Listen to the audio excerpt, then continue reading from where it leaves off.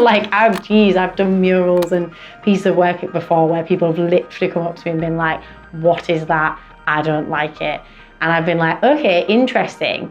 That's totally fine. Not everyone's gonna like what I do. Like, they're just not. I think my first memories of art would be sort of spending time with my grandma, who was always really creative. She's still an artist to this day. And so a lot of my time spent with her would be like doing different artworks or being taught different techniques and things that we could do. And so I remember like exploring all her drawings and just thinking she was really amazing. So yeah, I think that was probably my earliest kind of memories of that. Let's just hear a little bit about how you got to your style of work and maybe how would you describe it?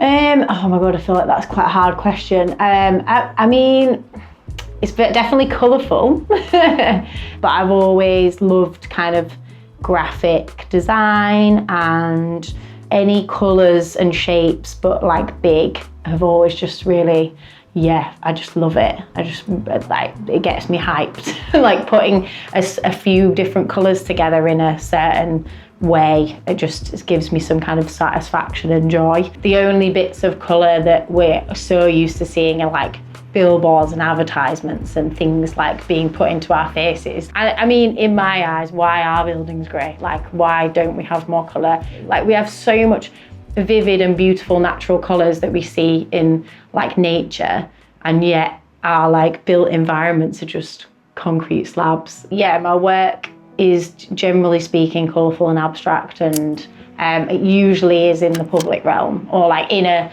outside kind of space, which I think has in a way like a performative element to it as well, like because I'll often be painting for a really long time, so then there's contact with people in that way, and then I like to transform. I'm very much like impact.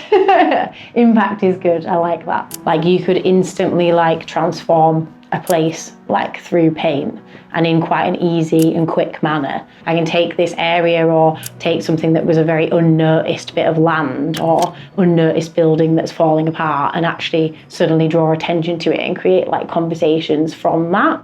I like to work with people, and I like to bring people together through art. I think a lot of the time people see my work and then only see the final thing, but there's like a whole other story usually behind like how I've got there. I've always been drawn to buildings and like the craft that goes into designing a building. I've always really enjoyed being able to kind of wrap my work around a building. Like doing the Regent Street Bridge was like a dream come true, because it was like this beautiful architectural structure that I could like then paint on top of. That piece in particular took me like 4 weeks to paint alone, never mind the work that I had to do to actually design it and get it to a point where it was signed off. And then afterwards, sometimes I can feel a little bit weird about the pieces when I leave them, because I'm like the trauma of like being on scissor lifts on a daily basis and like managing all of that stuff.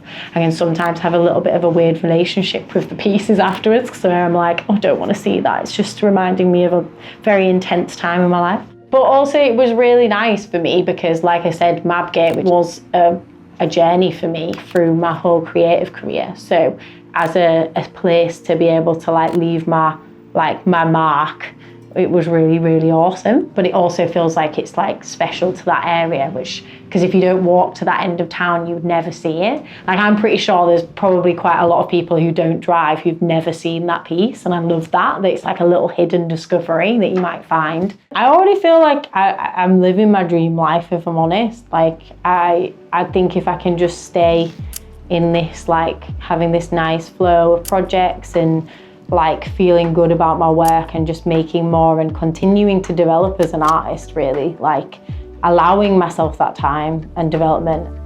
I do have to like remind myself, even when I'm having like those days of doubt, that I'm like doing a job that I literally never dreamt in a million years that I'd be doing. He's back. Damn we it. did have some unfinished business.